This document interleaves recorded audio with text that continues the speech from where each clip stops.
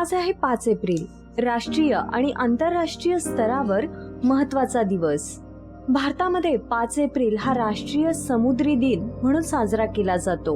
1919 मध्ये या दिवशी SS लॉयल्टी हे पहिले भारतीय व्यापारी जहाज मुंबईतून लंडनला रवाना झाले होते.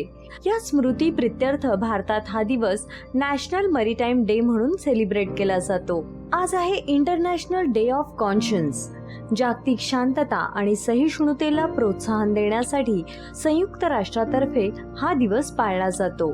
आजच्याच दिवशी म्हणजे 5 एप्रिल 2000 रोजी अभिनेत्री सुलोचना यांच्या हस्ते DD-10 या मराठी उपग्रह वाहिनीचे नाव बदलून सह्याद्री असे करण्यात आले.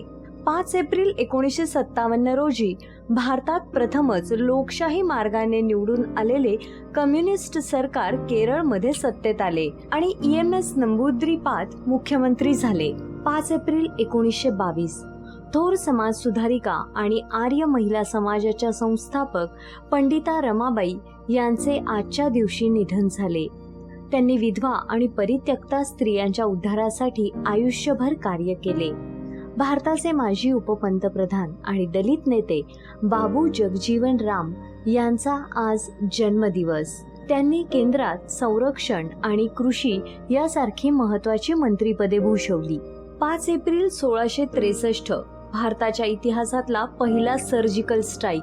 10,000 फौजेसह पुण्याच्या लाल महालात तळ देऊन राहिलेला मोगल सुभेदार शाहिस्तेखान याच्यावर छत्रपती शिवाजी महाराजांनी केवळ 200 स्वारांसह आकस्मिक छापा घातला आणि शाहिस्तेखानाला पळता भुई थोडी झाली.